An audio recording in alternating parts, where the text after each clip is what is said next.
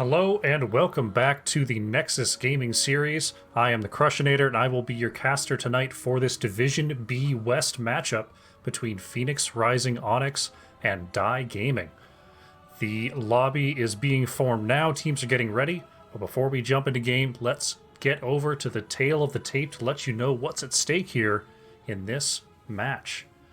Phoenix Rising Onyx coming into tonight with 14 points in 7th place in their division. Now this is important. The top 8 teams in the division will make playoffs, so this match is very important for both of our teams today. Phoenix Rising Onyx coming in at 4 wins and 6 losses on their match record, 12 wins and 14 losses on the maps. When they've had the opportunity, they have chosen Volskaya Foundry and Battlefield of Eternity the most often, and when it comes to hero choices, they've played Ana 7 times, Johanna and Lunara 6 times so far this season. Looking over to Die Gaming, coming in with a match record of 6 wins and 4 losses, 8 and 11 on the map record. When they've had the opportunity, it's been Dragonshire and Sky Temple that have been their main maps, though they have chosen quite a large variety of maps thus far this season. Same thing on the hero pools. Their most played hero is Johanna at only 5 games played, followed by Diablo and Karazim. Some very varying drafts coming in here from Die Gaming. So we'll see what they want to show us today. If we look at the possible heroes we might see from our two teams, I did a little bit of scouting. Phoenix Rising Onyx plays a lot of Lunara and actually a lot of Alarak. We may get to see that Alarak in this series from DK Salt. Alarak, not one that you see an awful lot, definitely not a meta hero, but a well-played Alarak can be very devastating, pulling people out of position, and those silences can do a number on a lot of our meta tanks right now, especially Mal'Ganis, which is getting through a lot of drafts since those Johanna and ETC picks are often controlled or banned. Looking over at Die Gaming, I'd say the most interesting picks we may see here today from them, they play a lot of Karazim in the healer position, and also a lot of Samuro. So I'm looking for those picks in our first draft. It looks like both of our teams are ready, so before this draft heats up, let me get you over to the map screen to let you know how we started out today. Die Gaming did win the opening flip and chose first pick. Phoenix Rising Onyx choosing to ban out Sky Temple and Alterac Pass. Die Gaming choosing to ban out Braxis Holdout and Battlefield of Eternity. And game number 1, courtesy of Phoenix Rising Onyx, will be played on Volskaya Foundry. So let's get into the draft. Die Gaming, with the initiative here on Volskaya Foundry, will have that first ban. We'll see what their scouting is like, what they want to see for their side, what they don't want to see coming out from Phoenix Rising Onyx. Volskaya, a heavy rotation map. We generally see 4 team members rotating between the top and mid lane, so you can get a lot of stacks. Something like a Kel'Thuzad, something like a Zul'jin can get a lot of work done on this map. We're going to see the Ana ban come out. Ana, one of the most played healers for Phoenix Rising Onyx, and definitely a strong enabler for any short cooldown mage. Like an Alarak, for example, can actually get a lot of work done with that nano boost. So a definitely well-researched first ban there from Die Gaming. We'll see what Phoenix Rising Onyx wants to respond with. Johanna is a contested tank for both of these teams, and with first pick on Die Gaming, they may want to ban that away. It's actually going to be the Diablo ban. Diablo played almost as frequently as Johanna by Die Gaming. So it could be they're trying to snipe that Johanna for themselves by getting rid of the backup options for Die Gaming's tank. Second ban here, coming in for Die Gaming. Ana has been taken off the board. Rhaegar and Malfurion are healers that have also been played often for Phoenix Rising Onyx. Will it be a healer choke? Nope, they're going to get ETC off the board, so continuing to remove tank possibilities. An interesting ban there from Die Gaming. Not a lot of ETC has been played by Phoenix Rising Onyx, but ETC is definitely a threat on this current patch. Very, very strong. Definitely top 2 tank right there beside Johanna. Will we see a Johanna ban, or will they possibly give it over to Die Gaming? Phoenix Rising Onyx is going to get rid of that Rhaegar. They want to control the healer options here. Got 2 tanks and 2 healers banned away by our 2 teams. Let's see. What is Die Gaming going to prioritize here for first pick? Johanna is still available. Sylvanas also played quite a bit by Die Gaming. It will be the Johanna coming in for Glitterbeard. And with 2 other major tanks taken off the board, it may be prudent for Phoenix Rising Onyx to snap up their tank now before any more get banned away. We will see the Mal'Ganis for Burrito and a Cassia picked up by Kurama. Cassia also very strong on the current patch. Burrito has been playing quite a bit of Mal'Ganis these last few series, so we'll see what he can get done here on Volskaya. Tassadar is still open, not one that played a lot by Die Gaming, but another one that's doing very well on the current patch. See if they want to pick up their mage in this rotation or hold it to the end. It's going to be Anduin for Kazaris, and Seamus Khan will take the Zool before the second ban wave comes through. Johanna Anduin, there's a lot of save potential there with that combo. The solo laner picked up fairly early here for Die Gaming. Phoenix Rising Onyx will have a chance to respond to that. But first, let's see what they want to ban out. The DPS spots are still open for Die Gaming. It's actually going to be an Imperius ban. Interesting. Maybe Die Gaming has a history of playing Zool in that 4-man. Zool, definitely one of the strongest wave clear heroes in the game right now. And with the usual meta or usual macro strategy being to bounce between 2 waves, Zool can definitely enable that. So wanting to control that possible extra offlaner from Die Gaming. And we're going to have an Oriole ban coming out from Die Gaming. Oriole, with how strong Cassia is right now, can use Cassia as an energy battery. We haven't seen a whole lot of Oriole played by Phoenix Rising Onyx, but with the number of healers banned out already, narrowing that pool does make some sense. We're actually going to see a Tassadar coming in for Gingy Boy, and Mirari will pick up the Stukov. Stukov will be able to use that silence pool to follow up on the Mal'Ganis sleeps. Tassadar with those big walls, so they've definitely got an isolation combo here. Die Gaming with their final 2 picks should be some DPS coming in. Hydrahawk playing their favored Lunara, and Gecko will be on the Li Ming, so it will be Zool in that offlane. Offlane pick last here for Phoenix Rising Onyx. Who do they want to pit against Zool? DK Salt.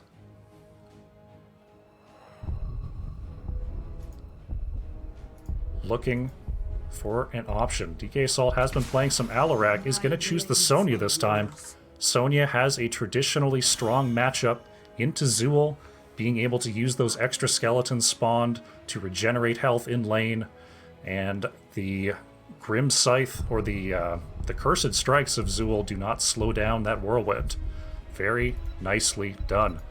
Alright, Volskaya Foundry, map number 1 between Phoenix Rising Onyx and Die Gaming, coming at you right now.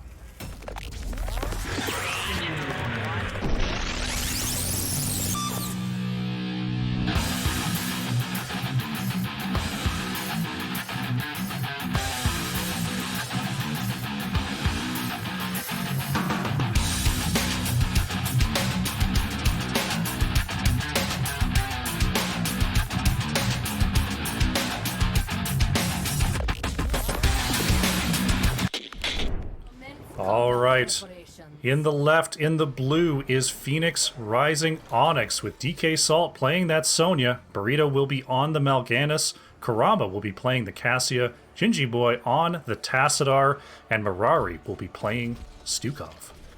Coming in on the right in the red is Die Gaming with Glitterbeard playing the Johanna. Seamus Khan will be on the Zool. Hydrahawk on that Lunara. Gecko will be playing Li Ming. And Kazarus will be on the Anduin. Let's get going here on Volskaya Foundry. DB Smiley rating from the NGS community. If you're coming in, you just got here in time. Game number 1 is started up here between Phoenix Rising Onyx and Die Gaming. As we take a look at the talents, Tassadar did pick up that Shockray quest, the only quest talent to be taken in this game so far. We got a big root there onto Mal'Ganis. Burrito taking a lot of damage, but Stukov with that Silence Zone, managing to get Mal'Ganis on out of there. Gingy Boy laying down the wall, stopping that Lunara. Oh, and we do have a pause here coming in from Phoenix Rising Onyx. We're going to get going here right about now. And here we go again. Volleyball Li Ming stays. And it looks like Die Gaming is actually going to do a full collapse here onto DK Salt. Can he see it coming? And actually, it looks like Die Gaming is going to do a bottom mid rotation for the meantime. And Zool is going to be doing... Oh, could it be 4 in the bottom and Zool doing a double soak? An interesting strategy coming out here from Die Gaming. Zool definitely able to do this right from level 1. We'll see how Phoenix Rising Onyx wants to respond to this. The camp is being taken here by Phoenix Rising Onyx, but with 4 members here, it could be trouble. Burrito trying their best to get on out of there. The sleep has been popped, some Lunara poison is there, but the camp is taken with no trouble. Zool getting some work done with this rotation, but level 3 picked up early with that turret camp by Phoenix Rising Onyx. Now this strategy can definitely pay off for Die Gaming, but Zool has to be very, very careful on those rotations, because if Zool goes down, that's 2 lanes of experience not being soaked. We see an early move onto the siege camp for Phoenix Rising Onyx as level 4 does come in. If we take a look at the experience here, we see Phoenix Rising Onyx does have a small minion lead here. Though the experience is starting to level out. Zool now getting those waves pushed into the towers. An early siege camp taken by Phoenix Rising Onyx, but now Die Gaming working on their own. Looks like we may have a move onto the heal camp here. Will they commit to it? Seamus Khan sees it. The rest of Die Gaming is going to be coming in, and we may have an early fight over this camp. Burrito in the back gets the sleep onto Li Ming, but the silence has ended, and Mirari is in a bit of trouble here, going down. Stukov falls in this opening fight. Burrito is going to have to get on out of there. Gecko flanking from the side. Is it going to be enough damage? No, Burrito is going to stay alive. But the root onto Sony at the top. DK Salt almost certainly going down to the chase here. There it is. Li Ming connecting with those magic missiles means Sonya is down. 2 kills to 0 here for Die Gaming, and the control point unlocking right about now. Die Gaming picking up that extra heal camp did throw down their turret. Let's see who's going to control this objective now with a lead on experience. Phoenix Rising Onyx is going to have to make a choice here as we see Die Gaming using that later taken siege camp to push in this top wall. Gingy Boy and DK Salt actually get the wall onto Johanna, but the Iron Skin's still up, the Life Grip's still available, and Die Gaming will get away after taking this top turret. Getting some value there, but the objective ticking away for Phoenix Rising Onyx, and level 7 will be here for both teams before this next engagement. Here we are, teams positioning around this point. Looking to move on to Mal'Ganis here. Mal'Ganis gets the sleep off. The rest of the team looking for any sort of angle here. Karama coming back up from the bottom lane. And it looks like Phoenix Rising Onyx will concede the point for now as the turret camp has become available. Oh, Die Gaming has sniffed it out. DK Salt is all alone, and it looks like a successful invade there for Die Gaming, sniping away that turret. Very nicely done. And understanding the situation there. Oh no, we've got a collapse here onto Li Ming. DK Salt is all on the back line using that trait movement speed. One more slam. Oh, just not enough. Gecko getting that teleport out. Now DK Salt has taken the tower aggro. And so will be Sonya going down in that counter push. A nice route onto Mal'Ganis. That means Lunara is going to be on the chase. Right now, Seamus Khan and Mirari dancing around the point, trying to get control of this objective. But with Sonya down, there's not going to be a whole lot that Phoenix Rising Onyx can do to contest this. Sonya just now respawning. There is still time left on this. Burrito still very low, though. Gonna have to be careful here. Gingy Boy taking a lot of poke damage from the Lunara. Burrito getting it engaged there with that sleep. But Lunara is relentless with this poison damage, just pushing on out the members of Phoenix Rising Onyx. DK Salt back on the field. Tank still low for Phoenix Rising Onyx. Generally high health bars here for Die Gaming. Overtime has been popped. We see the roots are going out for both teams. Burrito still very low in the back line. Johanna finds DK Salt, but still controlling this point are both of our teams. Roots are out. Burrito is in the back, getting a stun onto the Li Ming. The Stukov silence is there. Karama actually has Zool isolated. Zool diving right onto the back line. Mal'Ganis is going to go down here, as is Cassia. Sonya to follow. That's 3 kills for Die Gaming, along with the first objective. Level 10s here as well for our red team, as they're going to take advantage of this time to push down this mid fort and likely move on to the top. Take a look at this experience, a 3,000 experience lead on those hero kills for Die Gaming. The minions and mercenaries in their favor as well. A very, very strong start here for Die Gaming. Now, normally we see the objective just picking up the front wall before moving to the top, but trying to take advantage of their team fight, they're going to go straight for this mid fort. And that fort's going to go down, but could Glitterbeard pay for it? Burrito's on the chase, and Johanna's going to go down. Only 25 seconds left on this objective. The top wall is down, but the well is still standing. We'll see if they want to commit to it. Only 17 seconds. It looks like they're not going to have enough time to get onto the well of Phoenix Rising Onyx. They will have to retreat and let this protector expire. Level 10s have come online here for Phoenix Rising Onyx. Ball Lightning picked up on Cassia. We're actually going to see a leap coming out from our Sonya player, wanting to get back onto that Lunara and onto that Li Ming. Burrito sniffed out by that Lunara Wisp. No flank opportunity there. We're going to see actually Thornwood Vine here from our Lunara and Disintegration Beam from Li Ming. A lot of little damage, a lot of long-range damage here. They want as much poke as possible with these heroics. Skeletal Mages and Blessed Shield picked up as well as the Light Bomb from Anduin. Archon picked up by Phoenix Rising Onyx, along with the Carrion Swarm, the Massive Shove. Pretty standard heroics other than that leap. Coming in here for Phoenix Rising Onyx. Looks like we may have a possible invade here from Phoenix Rising Onyx. They want to contest this turret camp. DK Salt coming in as well. That is a full 5-player commitment.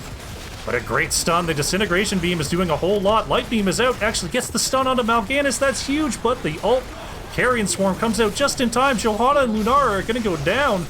Seamus Khan is in the back healing up with those Curse Strikes. But Zool will be the next to fall. A great engage there. Mal'Ganis just barely getting that Carrion Swarm off and turning that fight for Phoenix Rising Onyx. The team moving quickly towards that heal camp. They want an item advantage coming into this next top objective. Still slightly behind in experience here, as we see the hero kills have now completely flipped. More hero experience going over to Phoenix Rising Onyx, but that minion advantage keeping Die Gaming ahead experience-wise. Level 13s are about to come in here for Phoenix Rising Onyx, as this siege camp will be worked on for both of our teams. Die Gaming picking up theirs as well. Actually capping this before Phoenix Rising Onyx here, so there will be a tussle in the top lane. But Sonya is actually getting some free soak in the bottom lane, while Zool remains with the rest of the team. No camps to be had on the map, so the teams are going to do their best. Possibly look for an engage if someone's out of position, but not a whole lot to do. Phoenix Rising Onyx will need to respond to that top lane. Gingy Boy is actually caught there by Johanna. A lot of damage from that Disintegration Beam. Burrito looking for a sleep engage, will not find it. A good unstoppable there by Anduin. Control point coming up in about 20 seconds here.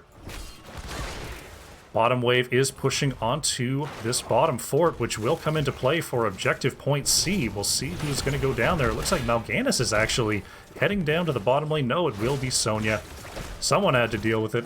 Might as well be the offlaner. You're going to get that lane pushing out, but that will give Dai Gaming some time on this objective point, as they see Sonya has showed in the bottom lane, Cassie has showed in the middle lane, though with that extra experience. 14s for both teams, 15 about to come online for Dai Gaming, as actually they concede the point here to Phoenix Rising Onyx. Looking for Burrito. The stun, or the lockdown from Anduin, not quite there. Seamus Khan is pushed away by that massive shove. And it looks like no one as yet holding the point. There it is. Dai Gaming is going to move on to that top point. We'll see what sort of engage they want. They don't want to wait too long, though. Dai Gaming 16 is not so far off. As we see now, Kazarus is going to hold down that point. Mal'Ganis going in for the stun, not finding it, though.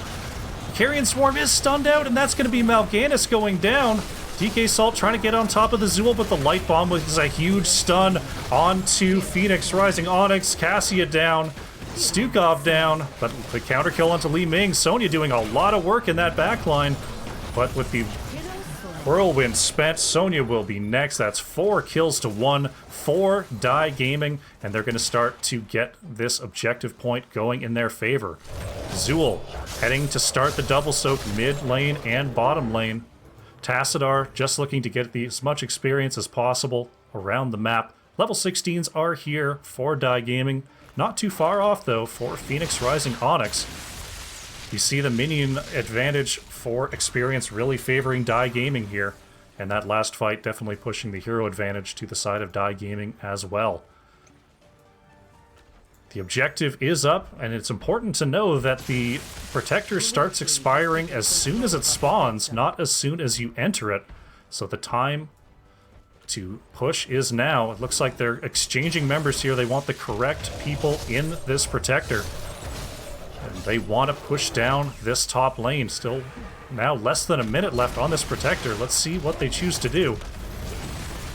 Protector lands onto Mal'Ganis, a good stun and a good pushback. It looks like this fort will go down relatively easily, but we've got a full defense here. Cassio is actually a little bit behind the fight right now. Burrito looking for an engage. Lead is committed by Sonya.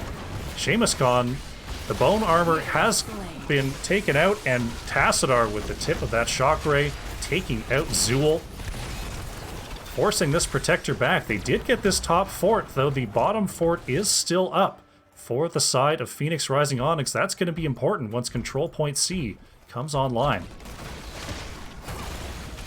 Here we see Burrito looking for another possible engage. A good knockback there by the Protector as they head down to the bottom lane, but with only 8 seconds left on this Protector, they're not going to do anything else other than clear this wave and let it expire.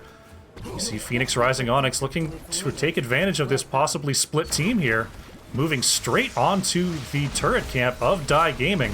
With Zool still down, that would be a 5v4 defense. Looking to poke in is Li Ming, but the turret is stolen.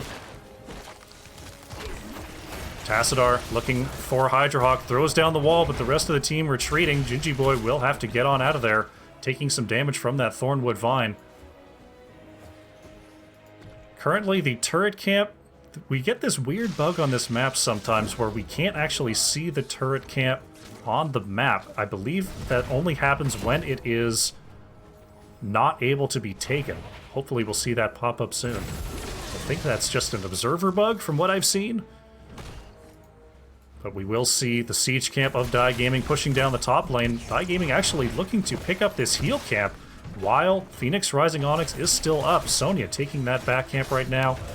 And it looks like there will be no defense from Phoenix Rising Onyx onto this heal camp, and that's a nice pickup here for Dai Gaming. Heading into the next objective, we're going to see a quick clear from Phoenix Rising Onyx onto this camp, and Dai Gaming will have to respond to that top lane siege. And now we see another invade onto a turret camp. Dai Gaming moving onto the left side of the map, but it will be a full 5-player defense. It looks like we're going to have a team fight here. The leap onto the back line means that Burrito will actually be canceling out all the damage of Die Gaming. Zool is going down. Kazarus could be next. Light Bomb is popped, and Anduin actually still alive, getting a key stun onto Sonya. So it is now a 1-for-1 trade. Carrion Swarm is popped. Anduin taking a lot of damage from Mal'Ganis, but with the mid lane tower still up, Mirari actually separates from Gecko. Milt managed to escape. Hydrohawk is on the chase, though, taking a lot of poke damage from that Tassadar. Hydrohawk's going to have to be careful. Burrito, once again, up in the backline. Another great route by Anduin stops the Mal'Ganis engage. And these teams both just looking for an opportunity, but it looks like it will be a 1-for-1 trade on those solo laners. Turret was immediately used on pickup for Phoenix Rising Onyx, so they'll just have to be happy with the experience as a reward from that camp. Level 20 actually being approached very rapidly here by Die Gaming. Phoenix Rising Onyx will have to be careful about when they take their next engage, with the control point unlocking in just 20 seconds here. They're going to have to get the soak in these lanes. Sonya backup will be able to catch that top lane soak, but they want to get level 20 as rapidly as possible to have an even fight on this bottom objective. We see Die Gaming picking up the turret on their side. Heal camp was spent in that last fight, which means there's only one turret on the field, and it is in the possession of Die Gaming. Level 20s are here for Die Gaming. They're actually going to push down this bottom fort as they see the rest of Phoenix Rising Onyx looking to soak those off lanes, trying to get a level 20 advantage. Anduin now moving onto that bottom point to get this objective channeling. Actually now coming up here, no one on the point. We're gonna have a fight here. Die Gaming actually trying to take an engage before level 20s are online for Phoenix Rising Onyx. DK Salt is locked down and blown up in the back. Burrito taking a lot of damage from Lunara. Pops that Carrion Swarm, trying to get out in the top lane, but Li Ming is on the chase. Can Seamus Khan get close enough? No. The Razul route will not be there, but one kill onto Sonya. And Die Gaming is going to move down towards that bottom objective to try to get that channeling. Zool moving to the top, wanting to get that split lane pressure that he is known for. Sonya still down for 30 seconds. Glitterbeard hiding in this bush, waiting for a possible surprise engage here. But Phoenix Rising Onyx, even though they have level 20s, aren't going to be able to challenge this point. Though they may get there. Oh, Die Gaming smells this coming. A great Tassadar wall stops the Zool. Then they will control the point, and they will get the turret. A great job there by Tassadar, stopping the advance of Die Gaming. There may actually be a chance that Phoenix Rising Onyx can get onto this point to contest. Sonya has re-entered the battle. It looks like they want to commit to clearing this top wave before getting down there. They may not have time. It looks like they are conceding the objective. Instead, they're going to get this heal camp. They're going to clear this top lane and prepare for the defense. But Die Gaming sees them in that off lane and takes advantage, getting this keep wall damaged before the objective is even done channeling. Phoenix Rising Onyx really being pulled all over the map here. Still have to worry about that top lane push as we see the Protector coming in for Die Gaming. And they're going to be pushing down this bottom lane. They want keep, they want to look for an advantage and possibly core. The Protector is still a little bit too weak to just barrel on through to the core. But if they find any picks, if they find any extra damage onto the heroes of Phoenix Rising Onyx, this could be a core push. This keep going down very quickly. Twilight Archon is popped by Gingy Boy, trying to get as much damage onto this Protector as possible, and they're actually going to retreat before this keep falls. A great route there onto Tassadar, but Die Gaming is going to have to be careful here. The full push from Phoenix Rising Onyx. It looks like the mounts are there. Die Gaming will manage to get out, but this Protector is not going to get a whole lot of value here for Die Gaming. Still 50 seconds on it, but they are far away from any buildings. Sonya looking for a possible flank here. The Protector does a bit of teamfight damage, but honestly not that much. This could be the opening that Phoenix Rising Onyx needs. Burrito looking to get onto the three members of Die Gaming, not piloting this Protector. But with very good positioning, Die Gaming is not showing any opportunities to Phoenix Rising Onyx for a fight to be taken. but they are going to let this objective expire. Still 15 seconds here. The waves are pushed out for Die Gaming. Now Phoenix Rising Onyx, seeing that this objective will not be gutting back to the keep, will head up to defend their other lanes. Interesting that they didn't commit to that bottom keep. We'll see if they want to come in now to knock down this keep that is on very low health. All of Die Gaming is pushing down the bottom lane. We'll see. Phoenix Rising Onyx is there to respond. The keep does fall. That Disintegration Beam and Thornwood Vine, just too much damage from too far away. Phoenix Rising not finding their defense there. But this turret camp, which has been his point of contention all game, can Die Gaming disengage here as the full team of Phoenix Rising Onyx is here? And it will be the turret going over to PRO.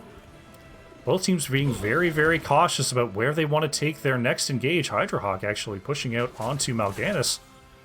The rest of PRO is ready. But Lunara hippity-hopping away as our Dryad tends to do. Turret camp is picked up for Die Gaming. Burrito actually looking for an engage here, popping Carrion Swarm very early. Zool is on the backline. Mirari in a bunch of trouble down there. Hydrohawk is actually going to go down first on that Lunara. Seamus Khan is blocked out by the Tassadar wall in the back. And that's 1 kill to 0 for Phoenix Rising Onyx, but with no forts down, Phoenix Rising Onyx has no place to be pushing down towards the core. Let's see what they can do with this one-player advantage here. Bottom lane is heading onto core. Looks like they're going to be picking up a second heal camp here. Though Sonya will have to back to respond to that bottom lane pressure. We see the catapults are starting to pile up here in the bottom lane. And there goes Sonya back for the defense. A nice pick there onto Lunara, but unfortunately the map state just not in their favor right now. Instead, going to be picking up the camps, and they will not get any extra building damage. Probably going to need to win at least a couple more team fights here, or possibly wait for the objective point B coming after objective point A before the Protector can just march through all the buildings to the core here. But we are approaching the ultra late game, both teams on level 22 here.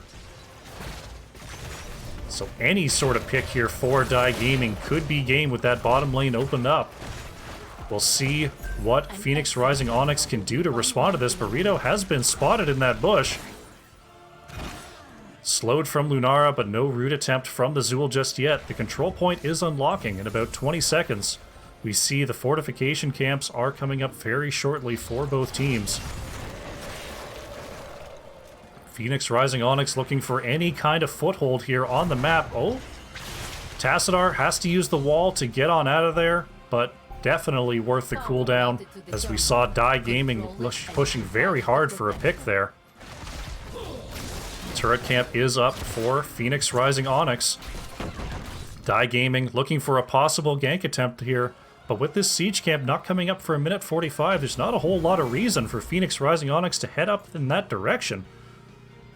As we see a full commitment onto this point. Oh no, they weren't looking for the gank, they're looking for this top keep.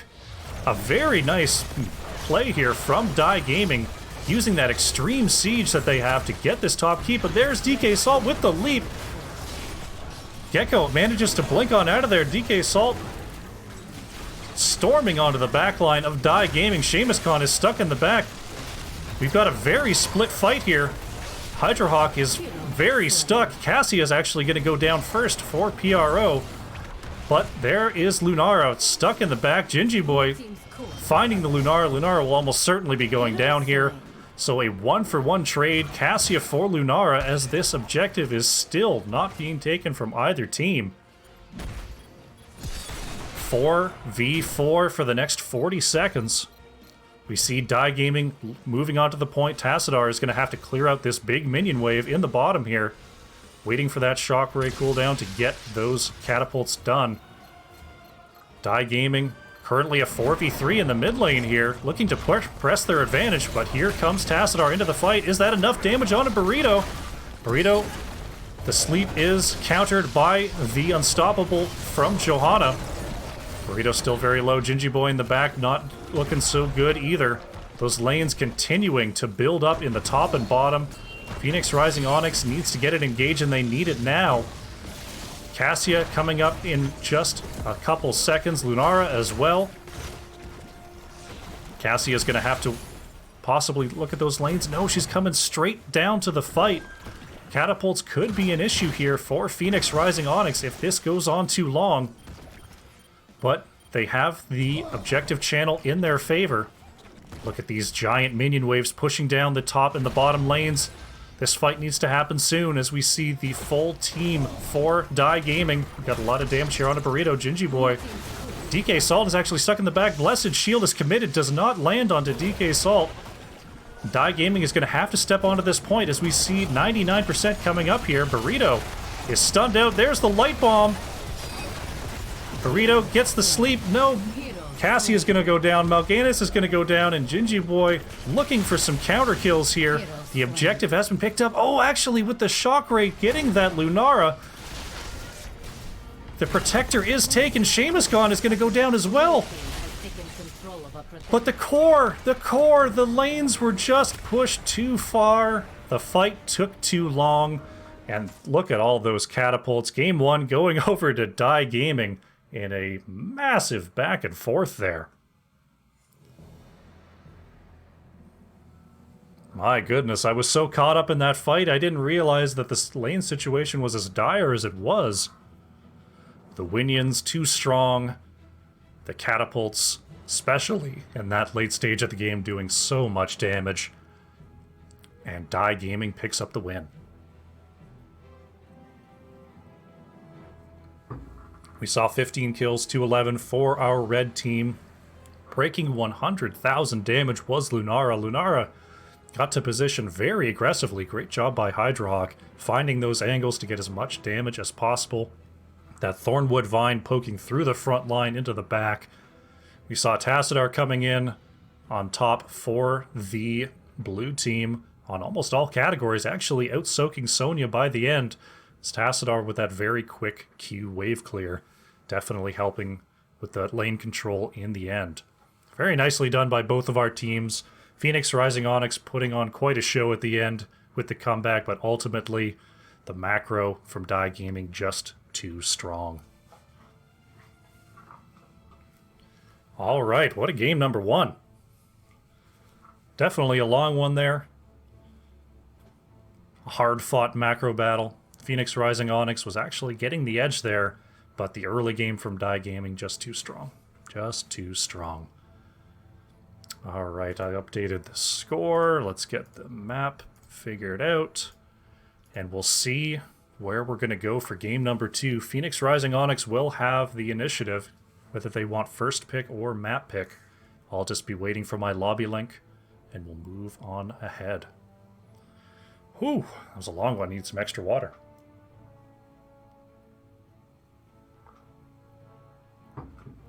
Alrighty.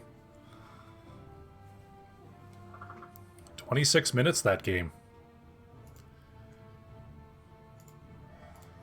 Just waiting for the next lobby link, and there it is. Looks like we're gonna be in Cursed Hollow.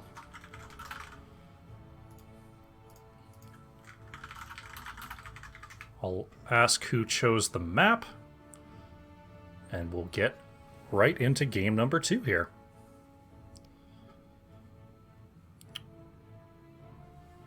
Phoenix Rising Onyx did have the choice. Did they grab first pick or did they grab map pick? Let's see.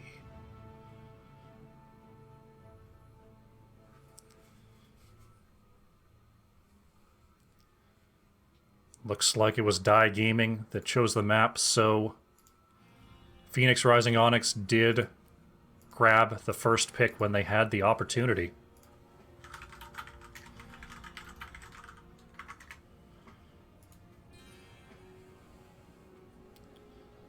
Alright, so Cursed Hollow is the map. Definitely a very different style of map from Volskaya Foundry.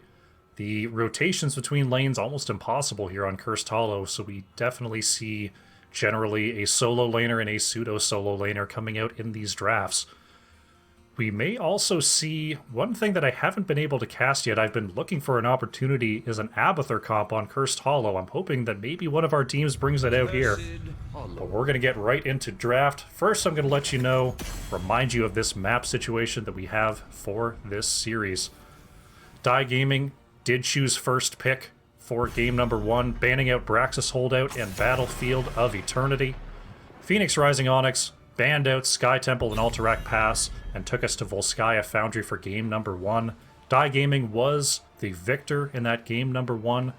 Phoenix Rising Onyx choosing first pick here for game 2, which means Die Gaming is taking us to Cursed Hollow.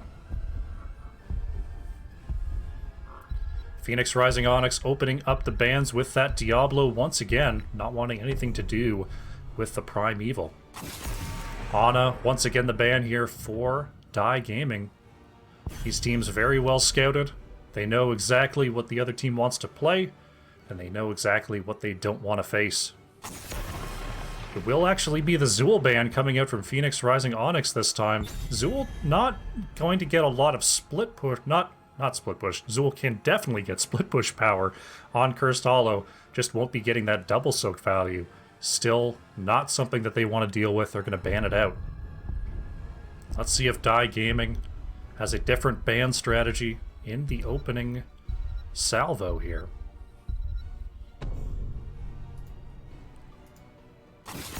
It will be the ETC ban, so Johanna possibly going to go over to Phoenix Rising Onyx here. Was first picked by Die Gaming, and now Burrito going to take that away.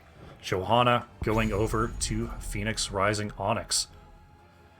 We'll see what Die Gaming wants in response. We did see the Lunara coming out that first game. Was very, very effective, especially versus that Sonya. Though Karazim still on the board, Samuro we may actually see on this map. A very wide map Samuro can take advantage of. It's going to be Greymane and Rhaegar, possibly tipping the hat to a Bloodlust comp. We'll see whether they want to follow through with that. But Greymane, definitely very strong, can take Siege camps alone right from level 1 and can start to take Bruiser camps alone straight from level 4. Phoenix Rising Onyx, once again picking that Stukov and Cassia. Same setup as the game before, just one different tank. So they were happy with their picks. We'll see. Maybe they want to switch it up in that off lane, in that mage position. Does Die Gaming ban away the Tassadar from Gingy Boy that we saw? Possibly the Sonya that we saw last game? It's actually going to be a Li Ming ban by Die Gaming. Not wanting the Li Ming Cassia combo. Phoenix Rising Onyx now with the ban, the healer and the auto attacker, or the hybrid, mostly we see it in Greymane, have been chosen here. Possible tank ban here. We could see, we're actually going to see a Muradin ban coming out from Phoenix Rising Onyx. Not one that I've seen Glitterbeard choose a lot. A lot of Johanna and Diablo, but they have played some other tanks as well. One of the more notable ones here being Anubarak. Not usually what you see in a Bloodlust comp, but it is a possibility, especially here on Cursed Hollow with all that terrain. It is going to be the Anubarak coming in for Glitterbeard, and Varian for Seamus Khan. So we may see an off-lane Varian here. Could be Smash, could be Twin Blades. We may even see a Taunt Varian. We have seen that sometimes in combination with a very focused tank like Anubarak, and we're actually going to see a Lost Vikings from DK Salt, and Gingy Boy on the Falstad going full macro here is Phoenix Rising Onyx. Very, very interesting draft coming out from PRO. What will be the response? Gecko is actually going to grab the Samuro. What a draft here coming out from our two teams. Map control. I don't know who comes out ahead here. Samuro will be able to definitely bully around those Vikings, but can only bully really one at a time. Falstad will be zipping all around the map. I'm really interested to see how this one turns out. Game 2 between Phoenix Rising Onyx and Die Gaming here on Cursed Hollow is starting now.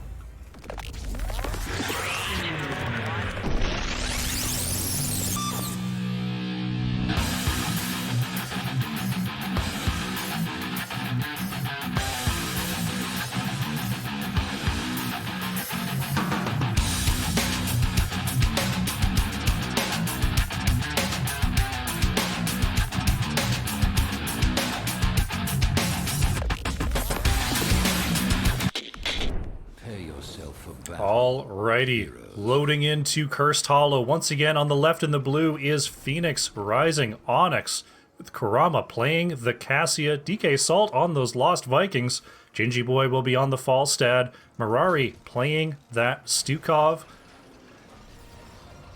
and someone whose name, Burrito, there you are, Burrito on the Johanna. Coming in on the right in the red is Die Gaming with Glitterbeard on that Anubarak. Seamus Khan will be playing. 2, 1. Oh my goodness.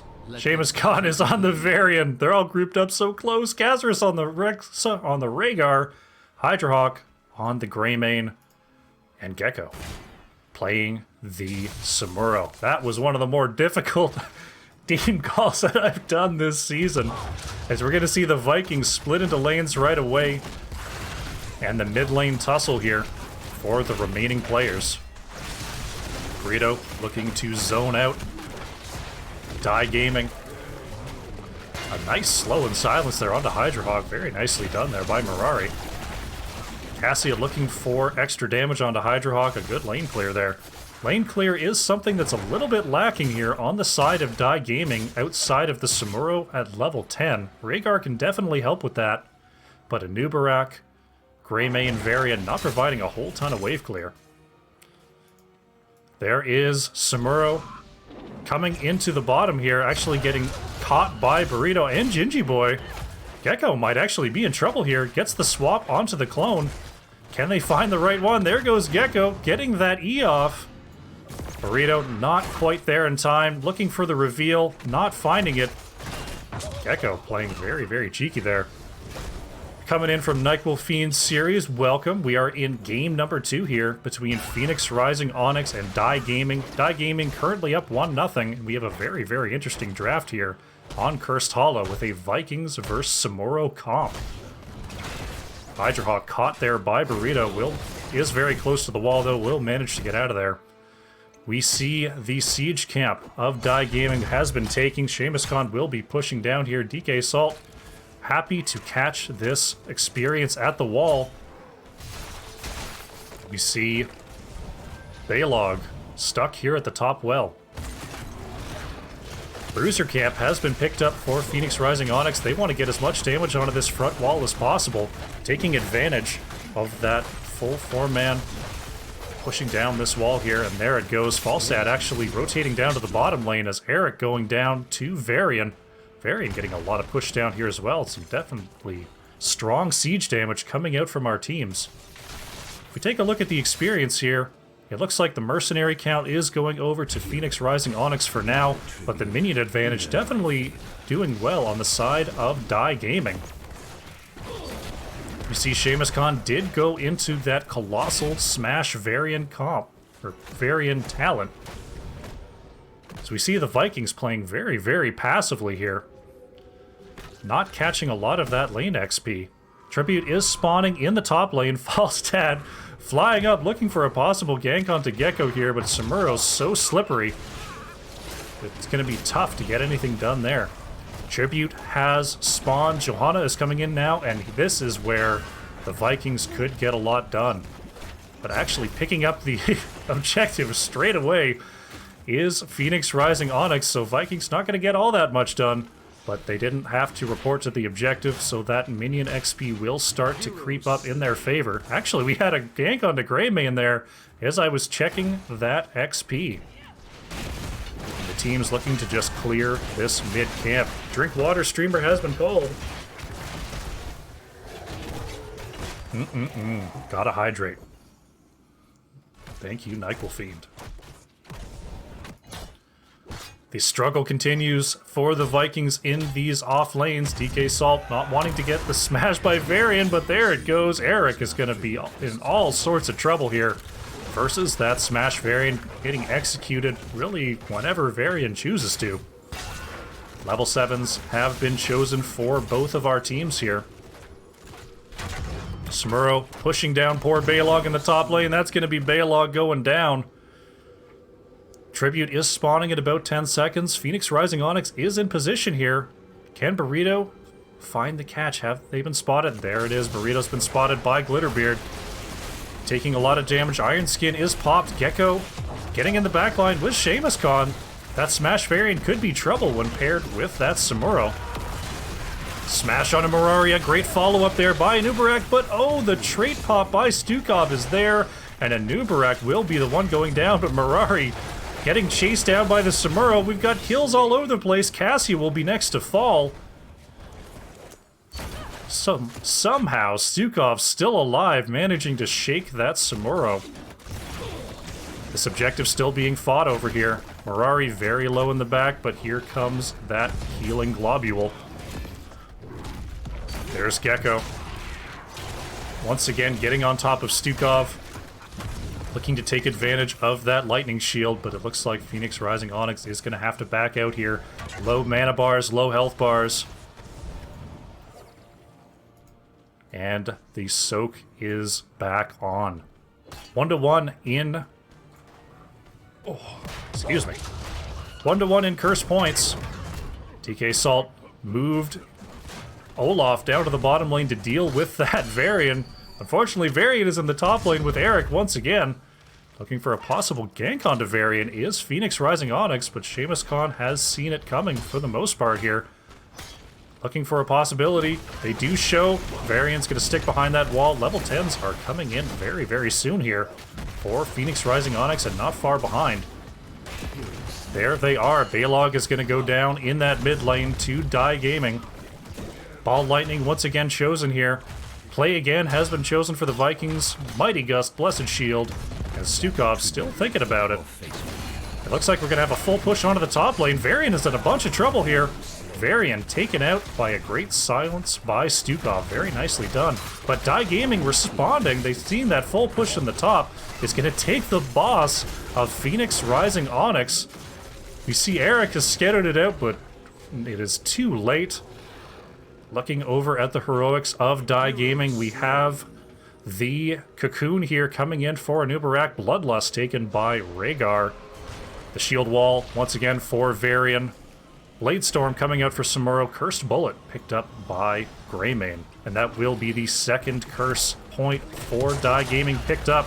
As we now see Phoenix Rising Onyx says, you're going to take our boss? Well, we're going to take your boss. And the top lane, they want to push down this top keep wall. Both teams just living on their opponent's side of the map here. Who will blink first and back? It looks like it will be Die Gaming Hearthing. We've got a siege camp pushing up here along with the boss, but the boss in the bottom lane is only being responded to by the Vikings here, so that's going to get some work done.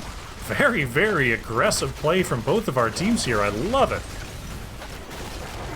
We've got a web wrap onto Johanna, but no follow-up possible with that boss still up, as it's going to take this keep wall down and head onto the keep. Looks like Phoenix Rising Onyx is going to have to make a choice. Are they going to go onto this? Oh, we've got a Bloodlust engage here, but a Great Gust is out. Can Phoenix Rising Onyx get away? The Blade Storm has been popped by Gecko. Eric going down in the bottom lane for the defense. Stukov is actually taken out first in this top fight. There goes poor Baylog. Vikings falling left and right, trying to get their team out of there. But there's Gecko. That Samuro movement speed too strong there. Oh, Gecko's actually going to go down. A trade out for Cassia. That Fen damage coming in very, very handy. And we're going to see 2 kills to 1 here for Die Gaming. And it looks like they're going to pick up this curse. No bosses to be had. Those were picked up very early here. Level 13's coming in for both of our teams, and that is a curse upon Phoenix Rising Onyx. We'll see what they can do with it. It looks like Varian and Rhaegar are going to be pushing down this top lead. Anubarak and Greymane not far behind. It will be a top lane focus as Samuro has come back onto the map. Cassia also back onto the map. And it will be a fight over this top fort. Full defense here from Phoenix Rising Onyx. Burrito actually gathering them up. There's the Blessed Shield. A lot of defend damage. Glitterbeard, oh, managing to get away. Eric's going to go down in the mid lane to the Samuro. Glitterbeard managing to get on out of there. One more hit of that ball lightning and he would have been done. Hydrohawk getting as much poke damage as possible. Always a scary proposition for the relatively low-range Greymane. But the defense strong for Phoenix Rising Onyx. Managing to save this fort. Ironskin has been used by Johanna. Looks like they're going to blind and try to back away, but not letting them go is Die Gaming. Curse Bullet is committed onto Burrito. And there goes the curse. Samuro looking to push onto DK Salt. Samuro actually getting a ton of offlane value here versus these Vikings. Vikings keeping up with the soak, doing what they do best. Seamus Khan looking for a possible engage here. They don't see Seamus Khan on the flank. There's Johanna. Varian. Oh, the Blessed Shield has been popped. This could be the opportunity that Die Gaming is looking for. But the Mighty Gust is there from Gingy Boy for the disengage. Very, very nicely done. Level 15 here has come in for Phoenix Rising Onyx. There's the flailing swipe from Mirari. A lot of ults have been spent here from Phoenix Rising Onyx. Only the Cursed Bullet spent for Greymane.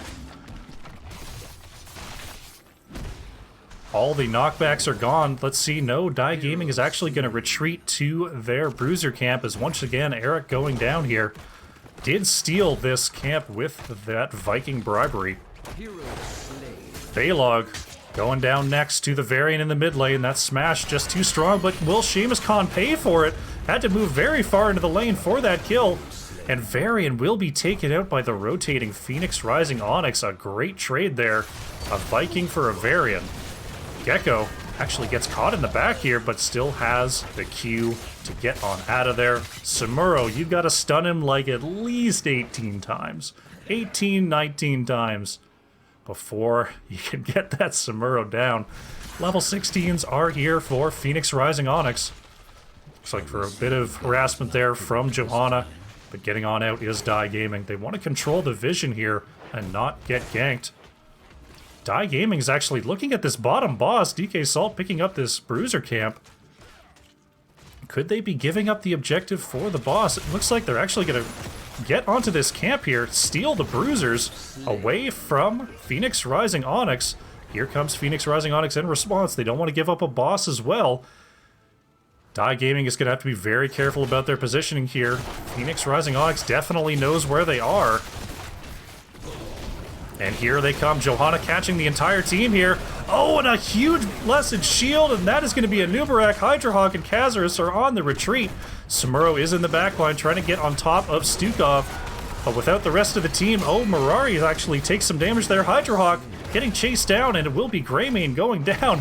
Poor Stukov just getting chased around by the Samuro. It will be the revenge kill, and that's 3 deaths for a Stukov and a Viking. Phoenix Rising Onyx did actually manage to pick up that curse point with a Viking during that whole exchange. They're going to get a boss here and possibly a curse point if they can get this down fast enough. 14 seconds on this tribute, still 14 and 25 seconds on this Samuro. Balog going down in the top lane. Oh, these Vikings, that's what they do. They gotta press out, and those deaths are worth it. The boss is taken. It will be heading down the more fortified lane of Die Gaming, but the fortifications don't mean much when you've been cursed. Objective taken by Phoenix Rising Onyx. They've got the experience lead here. Getting a ton of extra minions soaked with those Vikings now coming online in the later game. And they're going to take this bottom fort, no problem. Let's see how much further they can get, though. Die Gaming with the full defense here in the bottom lane. Only 3 players here. Oh, and a huge commitment onto Burrito. The Iron Skin is popped. Johanna's going to go down. A late disengage there from our Falstad. Very low members from Die Gaming. Can the chase be there? Looking for some extra poke damage. Getting some slows there onto Kazarus and Seamus Khan. But with Johanna down, they're going to have to be careful here.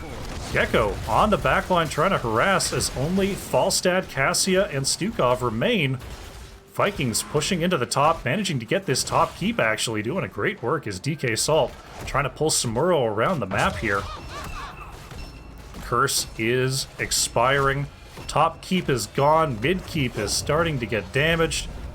It's very, very cheeky play here. Got to keep an eye on those Vikings. Moving around as a pack now. Olaf will be watching this top boss, making sure that Die Gaming doesn't try to sneak anything. Johanna is back on the field. Falstad using the bribe to pick up that camp. DK Salt has been found by Gecko, and it looks like Olaf will be going down. Oh, the invulnerable's popped. A lot of commitment on a poor Olaf here. The flailing swipe actually committed by Stukov. Interesting choice there from Mirari. Olaf is going down anyway, and looks like Die Gaming is going to commit onto this boss.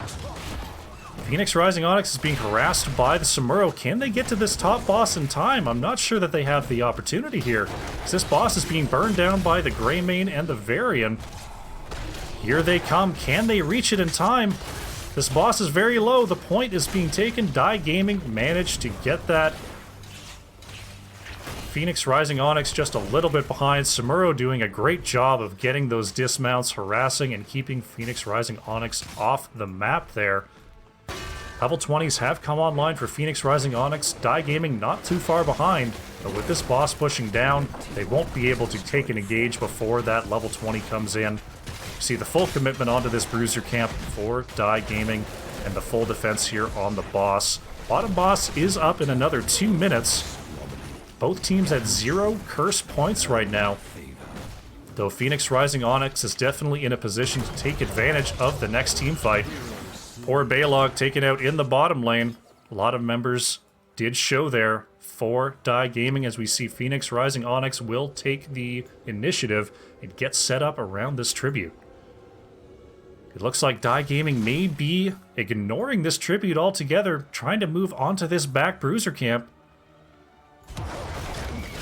I thought maybe they could be going for the bottom keep here, instead taking that Bruiser camp, giving up that curse point, and here comes Phoenix Rising Onyx coming in the back. It looks like now they're going to try to commit onto this bottom keep. Will Phoenix Rising Onyx get there in time?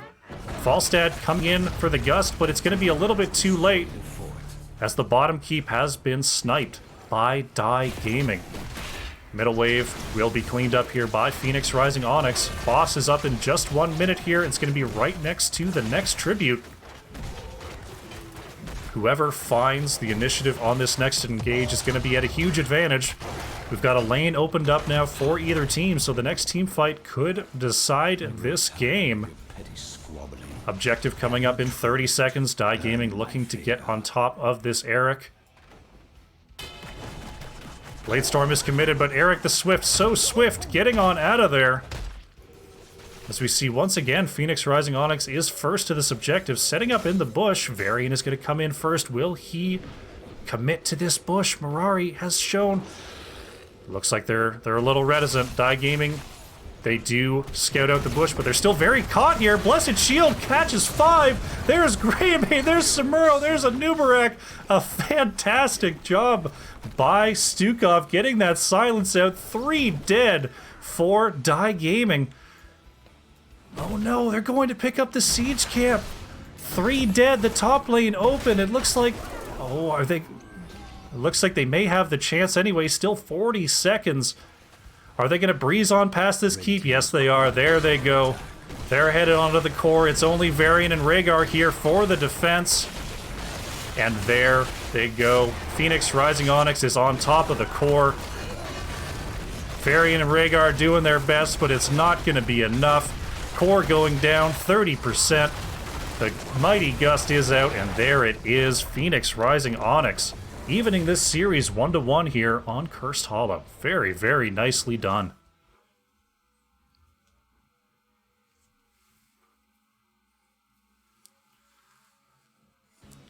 Wow, what a team fight to end this one. The Bushkank was sniffed out, but with all 5 members coming down that narrow choke, that level 20 Blessed Shield upgrade from Johanna, the Radiating Faith, increasing the number of Blessed Shield hits by 2, bringing it up to 5, stunning the entire team of Die Gaming. That Stukov follow-up just melting poor Die Gaming in that choke. Very, very nicely ended there by Phoenix Rising Onyx.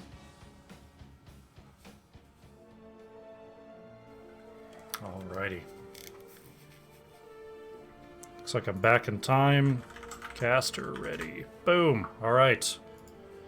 Going into game number 3 here. This one's for all the marbles. Phoenix Rising Onyx. This could be a chance to punch their ticket for the playoffs. For Die Gaming, a chance to hang on. Looks like this draft is about to get started, so for the final time in this series, I'm going to show you the maps. Remind you of how we got here. Die Gaming, banning out Braxis Holdout and Battlefield of Eternity. Phoenix Rising Onyx, banning out Sky Temple and Alterac Pass. Choosing to bring us to Volskaya Foundry, where Die Gaming was the victor. Die Gaming brought us to Cursed Hollow, where Phoenix Rising Onyx was the victor. Now Die Gaming choosing to bring us to Infernal Shrines. Let's check in and see how things are going. Phoenix Rising Onyx once again not wanting to see the Lord of Terror Diablo for a 3rd game in a row. Just wants nothing to do with Glitterbeard on that Diablo.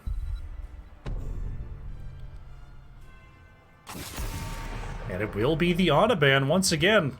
Even though the Stukov performing very well so far in this series, they still would rather see that than an Ana. We could see a double healer ban coming out from Die Gaming. That seems like a bit of an overcommit, if I'm being honest. Once again, the Zool ban, definitely more of a Zool map than Cursed Hollow was, but Zool very strong nonetheless here. Banned away on Infernal Shrines by Phoenix Rising Onyx. Die Gaming with the final ban here in the opening moments. Will it be the Stukov? Will it be the Tassadar? Are they going to let Johanna through once again? Let's see what they're thinking. It's actually going to be a Cassia ban this time. Cassia has done some good work for Phoenix Rising Onyx in this series. Burrito instantly snapping up that Johanna once again. ETC is open here for Glitterbeard. Not one that he favors. It's actually going to be Sonya picked up very early here, and Kazarus wanting that Anduin. Interesting how early they wanted that Sonya. Harari snapping that Rhaegar pick. Don't want to see that Bloodlust again, so no Stukov this time, but instead the wave clear support master himself, Rhaegar. And taking away the Greymane is Kurama. Looks like these drafts are flippity-flopping just a little bit. Healers have been locked in for both squads.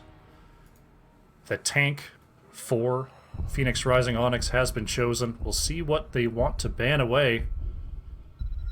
With Sonya being picked up, they may want to consider a Lunara ban here. Lunara definitely the bane of Sonya players. It's actually going to be a Tassadar ban, not wanting to see Gingy Boy bring the walls and the poke once again.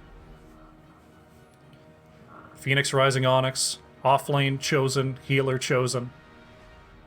Not a lot of tanks banned so far, so they may want another option. A lot of backline DPS actually banned away here. Will they continue the trend? Will they choose something else? It's actually going to be the ETC ban, wanting to put Glitterbeard on a more niche tank. Mal'Ganis open, Varian is open in a main tank role. We could see the Anubarak once again here. Garrosh actually not showing, and it's going to be Muradin here for Glitterbeard. Going on to the Comfort. Hydrohawk is going to steal away that Falstad. Interesting choices here from Die Gaming. Falstad can definitely get some work done here on Infernal Shrines with that split pressure on a fairly large map. Final 2 picks here coming in for Phoenix Rising Onyx. This is a map we sometimes see Orphea. See what Gingy Boy's thinking here, and DK Salt, what are they going to choose to match the Sonya? It will be the Orphea, and choosing that counter global in Dahaka. Final pickup here, looking for some more damage, is Die Gaming. One thing that we haven't yet seen, and we have an opportunity for, I'm thinking maybe a Sylvanas pick coming in here for Gecko. Though Samuro has been chosen in the past along with Vala and Tychus, it's actually going to be the Tychus from Gecko. Going to get a lot of work done on that Johanna, and actually Tychus getting a lot of work done versus Dahaka as well. So DK Salt is going to have to watch out for that. Alrighty. Looks like we're set up. The table is set. Game number 3 between Phoenix Rising Onyx and Die Gaming is here on Infernal Shrines. Let's fire it up.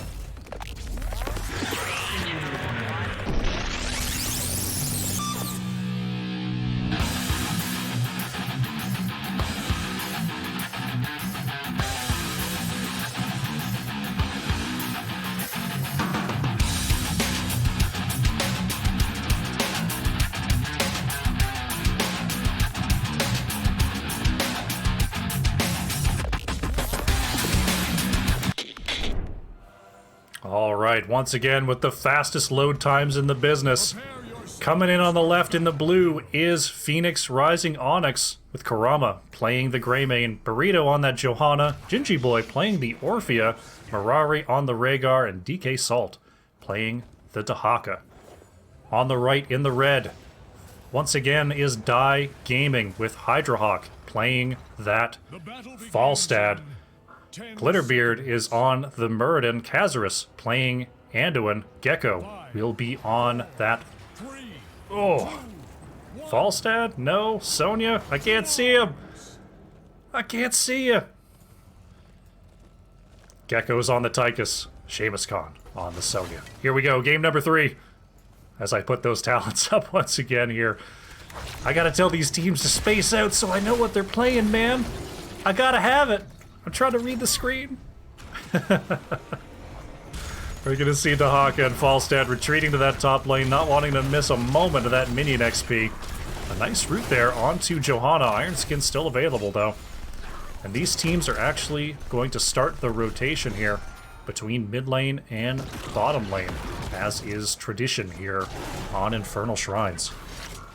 The slight advantage here is Phoenix Rising Onyx on the wave clear, but Burrito is actually caught out by the Tychus. We'll have to use Iron Skin to get on out of there. A great interrupt there will give the initiative back to Die Gaming, as we see Dahaka taking a very early well here versus the ranged Falstad. He's going to have some trouble with that matchup. Dahaka not able to do a lot of trading there. Somewhat low damage, somewhat low wave clear in the early levels. We'll have to soak passively versus Hydrahawk up here. A quick siege camp has been picked up for Phoenix Rising Onyx, and actually Sonya working on the neutral siege camp, but here comes Phoenix Rising Onyx, forcing their way onto the point. Iron Skin has been used. Die Gaming is going to have to be careful here. We do have a 4v4. Dahak is actually going to burrow down for this fight. Seamus Khan is saved by Anduin. Everyone's going to get out safe, but Dahaka will have to waddle his way back to the top lane. Falstad looking to help clear this mid camp. So right now the top lane going unsoaked as of now.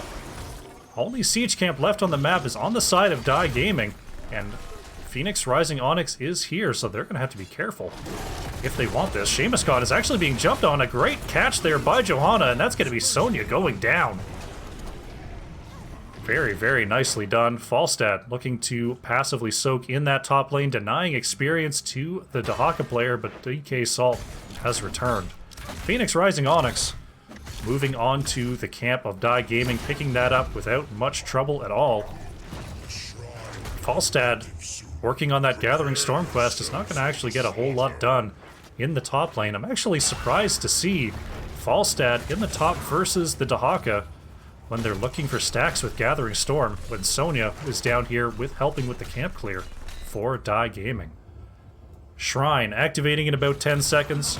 Phoenix Rising Onyx is moving on to their Shaman camp. Sonya heading onto the Shaman camp for Die Gaming here. The Shrine is active in the top lane. It's going to be starting out as an Arcane Punisher. Shaman camp has been picked up for Phoenix Rising Onyx. Anduin and Sonya working on a Shaman camp of their own.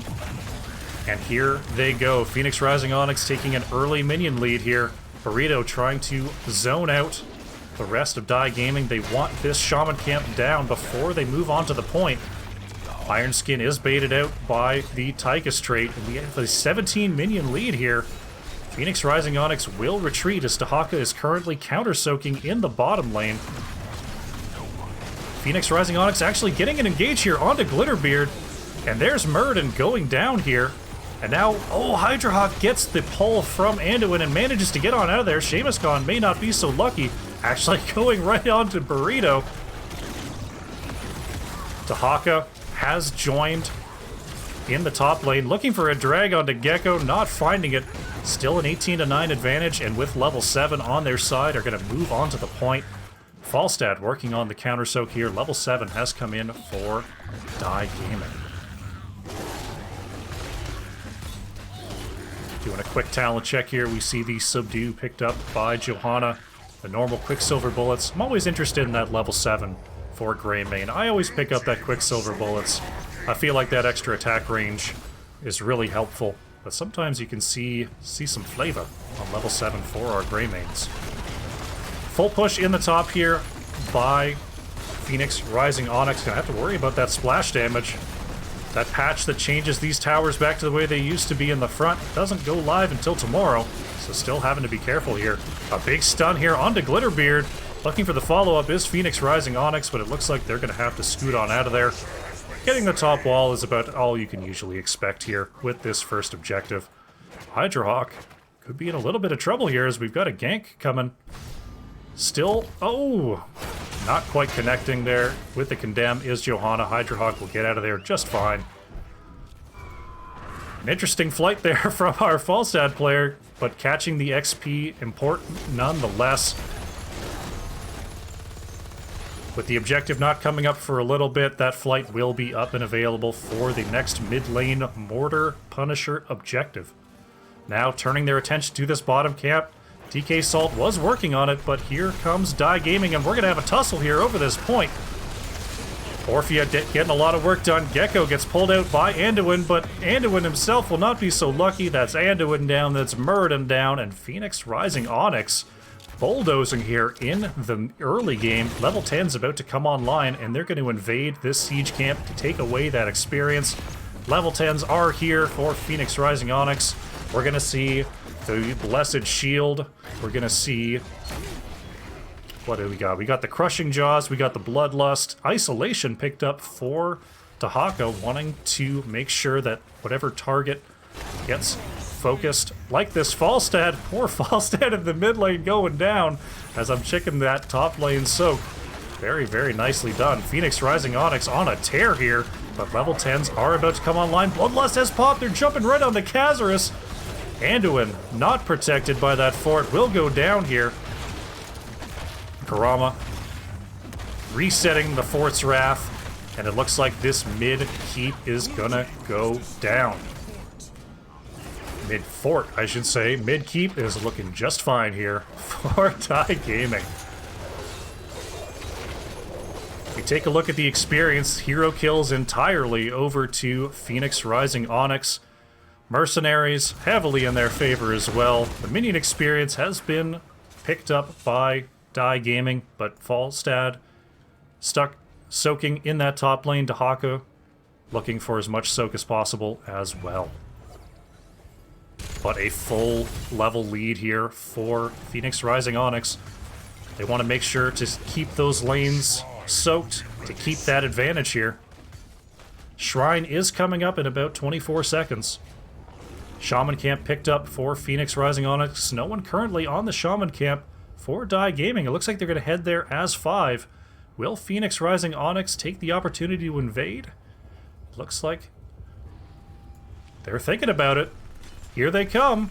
Are they going to get there in time? Burrito's got to move on to this point right now. Oh no, it's picked up by Die Gaming, but ults are committed. Orphea with a huge stun there. Hydrohawk looking to scoot on out. It'll be Kazarus going down first. Hydrohawk looking to escape. Gecko escaping down the bottom, and another fantastic invade. Falstad will be taken out by Rhaegar in the top lane. Glitterbeard is going to be next. Sonya going down as well. That is 4 kills for Phoenix Rising Onyx. They didn't stop the camp capture, but they invaded successfully nonetheless. Task failed successfully by Phoenix Rising Onyx. Jumping onto this mortar objective will get that no trouble whatsoever. This top shaman camp will have to be dealt with at some point, but you know what's more value than clearing out shaman camp? Getting mid keep. And that's what they're going to look to do here with a level 13 to 11 advantage. Looking to keep steamrolling their advantage. Mirari a little bit low on health right now. Looks like they're going to try to reset. They're going to set this objective to 39. They want these camps pushing. They want to be reset. Very, very nice macro call here coming out for Phoenix Rising Onyx. They have to be careful here, though. Die Gaming ready for a possible invade. Hydrohawk is actually being hunted down by DK Salt, but a fantastic barrel roll now. DK Salt is in trouble. A nice stun using that regen, but all the tools have been used. Die Gaming is going to steal away this bottom camp, but no deaths from Phoenix Rising Onyx. Rhaegar going to pick up the Punisher, and here comes the objective.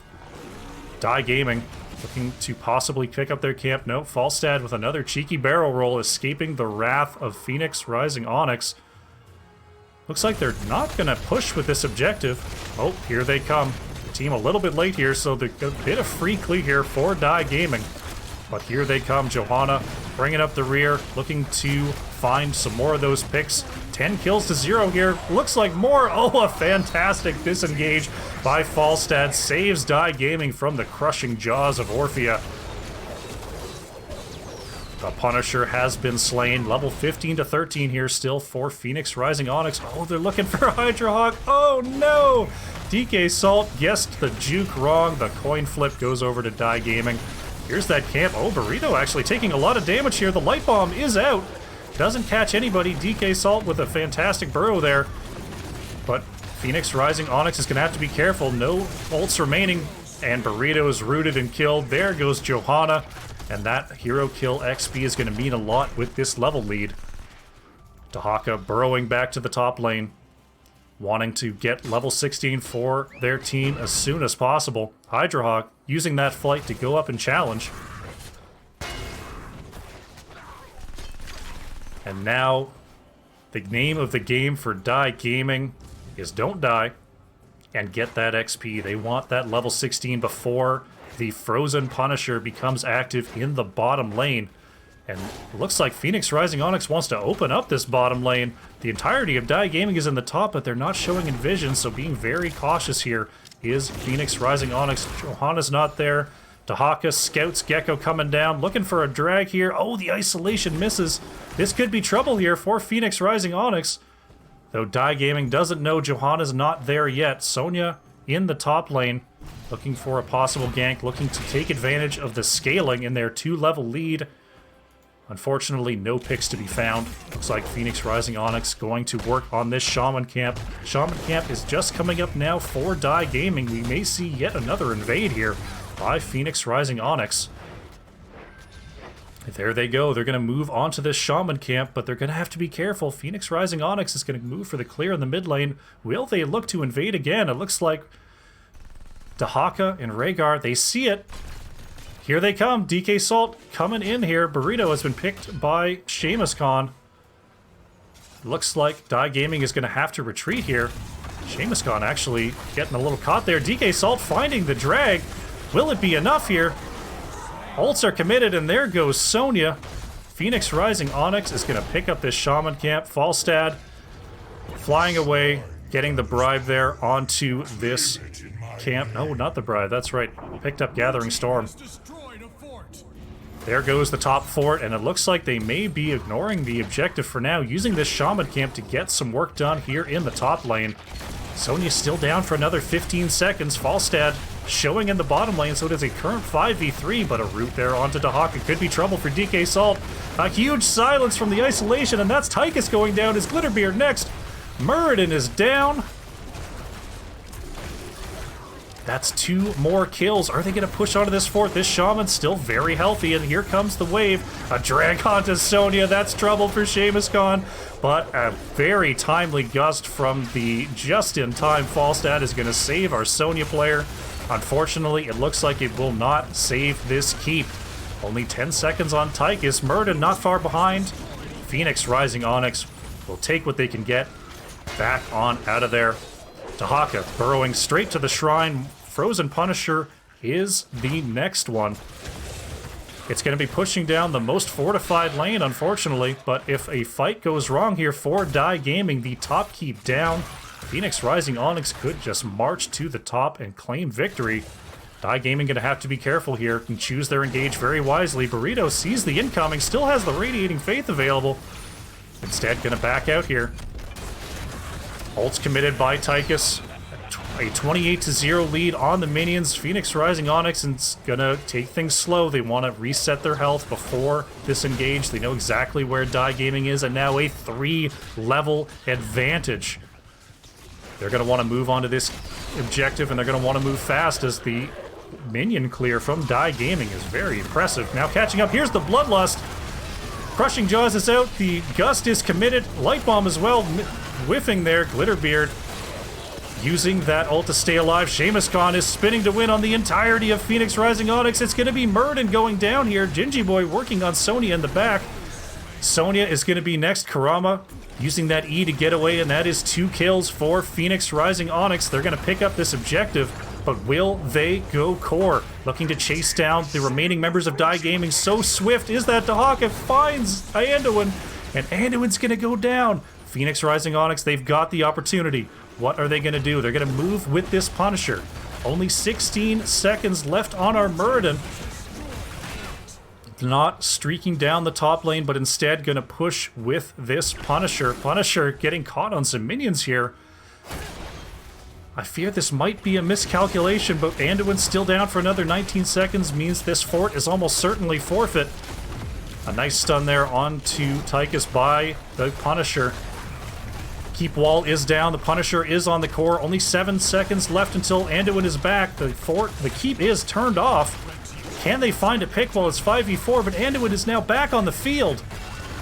Can they find this pick? Here comes Anduin. They're looking for Glitterbeard. The Crushing Jaws is out, and that's a double kill onto Muradin and Falstad. And this will almost certainly be core for Phoenix Rising Onyx. The Bloodlust is popped. The stun onto Sonya, but that Whirlwind doing a lot of work still. Sonya going down here.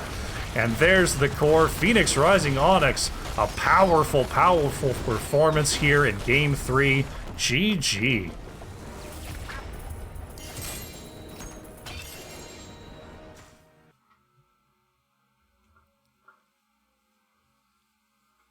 Oh me, oh my, what a Game 3 and what a comeback for Phoenix Rising Onyx.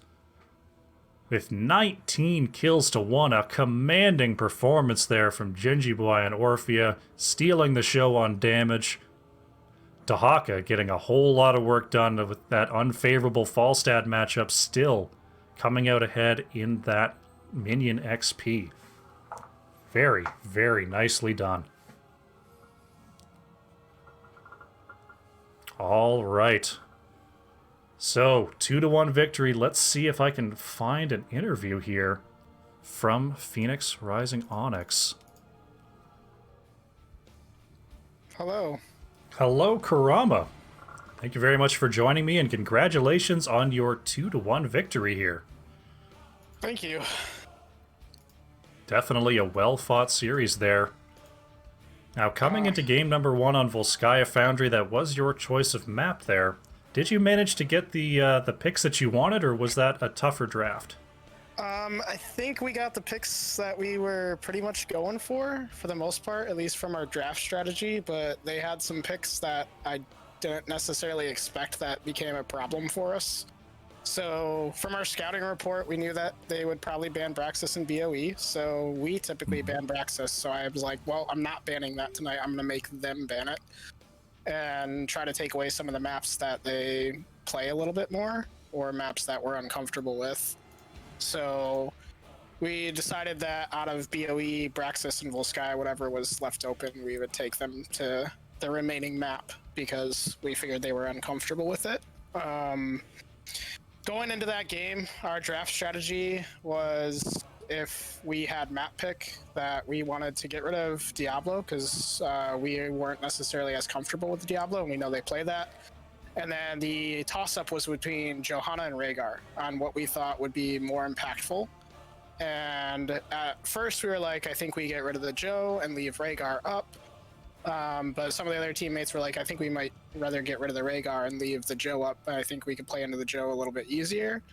So that was kind of our drafting strategy there, to take them off their comforts. And if we had first pick, we were going to do the same type of thing with the Diablo, Joe, and Rhaegar, and then just first pick whichever one was left, kind of thing, going into game one. But they had some picks there, mainly the Zol, I think. The Zol came in on a lot of good flanks and was in our backline often, and I think we just didn't, turn on him quick enough or pay enough attention to him that he got a lot of value, and it caused us to be split in fights. We took a few bad fights, got behind early. I think Sonya had died early, which put me into the off lane temporarily to grab Soak. So I wasn't with the 4-man, so it was kind of like we were a little bit disjointed. Comms weren't very good in game one. I don't think we were really all on the same page.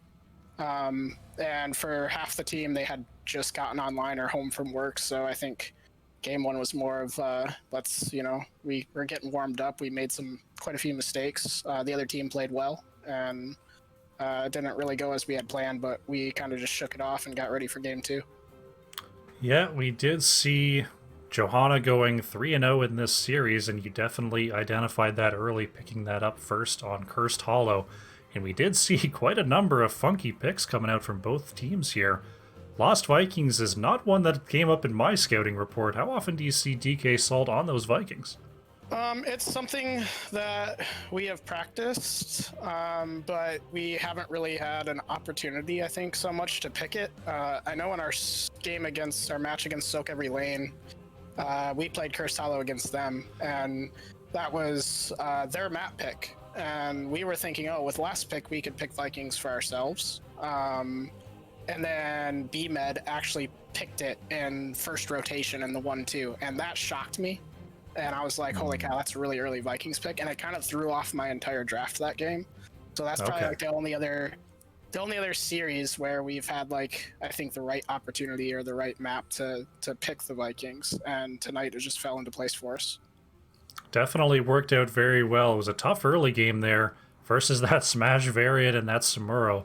But ultimately, as the objectives started to come through and Samuro had to report and Variant had to report, we saw that Vikings value come through, and we saw some super nasty team fights there with the Johanna stun into the Stukov silence with that final blow up leading to that Cursed Hollow victory. Very, very nicely done there. Thank you. Now, coming into Infernal Shrines game number 3, you told me about how you were valuing the Johanna and the Rhaegar there, and you actually managed to get both. Were you surprised you got the draft that you did there? A little bit. So we went with the same draft strategy as we did in game 2. So game 2, the initial strategy was ban Diablo and Joe, and then pick Rhaegar, or ban Diablo, Rhaegar, pick Joe. But I was like, you know what? They could ban Joe if they did their scouting, and because they Burrito plays it quite a bit. So I was like, I'm gonna leave Rhaegar and Joe open for both, and then that guarantees that we get at least one of them if they decide to ban it. And then game 2, they didn't ban the Joe, so I'm like, okay, we can take that. They picked the Rhaegar, and I think going into Cassia again, we just had enough to deal with their comp, especially with the Falstad Gust for disengage in game 2. And then game 3, I was expecting them to pick Rhaegar in the 1-2 100%. I thought they were going to go into the Rhaegar. And when they didn't, it was kind of like a surprise. And it's like, oh, well, we get to play Rhaegar. We like Rhaegar. Bloodlust is really strong right now. So we just decided to go right into that. I figured with the Cassia ban from them that they were going to go into another Bloodlust comp, and it kind of surprised me that they hadn't. Yeah, we saw that very early Sonya pick leading to getting that Rhaegar open, and ultimately that movement speed it's kind of perverse, honestly. You think the Bloodlust, the healing on the auto attack and the extra auto attack speed, that shouldn't affect tanks, right? Nope. Johanna getting that extra movement speed is a serious terror there. And then we saw a pretty clean victory there on map number 3. Yeah, map 3, I think, was really just we got the draft picks we wanted, and we had that big wombo potential with the shield and the Orphea combo, and then Greymane just jumping in, and I got a couple of go for the throat resets in that game, which was nice, just because it's pretty easy for me. All I got to do is click a couple buttons when you have the Orphea combo literally just practically deleting them on its own. So it we just got that setup we want. We executed it. We had good calling from Burrito when he was looking for something. Gingy was calling out his ult a lot there, letting Burrito know, like, hey, hold Bless Shield. We don't want to use it yet. My ult's not up, or something like that. So we were comboing that really well throughout that game.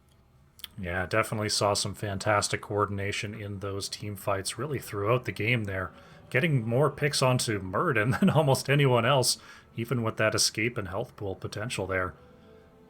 So, with this 2-1 victory, I believe that pretty much punches your ticket for the playoffs, unless I missed something in the standings there. I think it could be close still. Like, after our loss last night, I was worried, because I knew if we came in and lost tonight that we would definitely be dropping out of playoffs with Die Gaming being behind us. If they had beaten us, they would come up and tie us or pass us in the standings. So I knew, like, this match was very important. Roll 1 is right behind us, and I think, like, when I did the math, there's like Roll 1, Die Gaming before tonight's match, who are both behind us, could both max at the same number. Like, Die Gaming could max at the same number of points as us, and Roll 1 could actually max at a higher number of points than us. So I knew, like, sitting in 7th seed, if we lose tonight and get passed by Roll 1 and Die Gaming, it's not looking too good for us. Yeah, definitely an important series for both teams. I think there might be some outlandish possibility that puts you down to 9th, but right now it's looking pretty good for the playoffs. Are there any opponents that you faced in the regular season that you're looking forward to the most in the upcoming playoffs? In the upcoming playoffs, geez, as far as looking forward to playing the most, I think, for me personally, I'd probably say going up against Arrogant Nephilim again. We had a really close series with them first time around. Gingy used to play with their, like, sister team. So Gingy knows a lot of those guys, so he took that match to heart pretty personally, I think, the first time around. And he really wanted to win, and it was very close. And I think that's one of the tightest series we've had so far as like hard fought and very close games. So I think going forward it'd be really fun to be able to face off against those guys again. All right, sounds good. Well, thank you for joining me today. Any shout outs before I let you go? I'd like to shout out obviously the Phoenix Rising community for all the support that we get from them. A lot of help. Coming from there, just everyone, cheering us on and watching the games. I'd like to shout out my team for a job well done tonight. We were shaky throughout Game 1, but we bounced back really strong in Game 2 and Game 3. Shout out to everybody watching, and shout out to Die Gaming for a great set. GG's, and thanks for casting. My pleasure entirely. Karama, thank you very much for joining me. You're welcome. And good luck going forward. Thank you.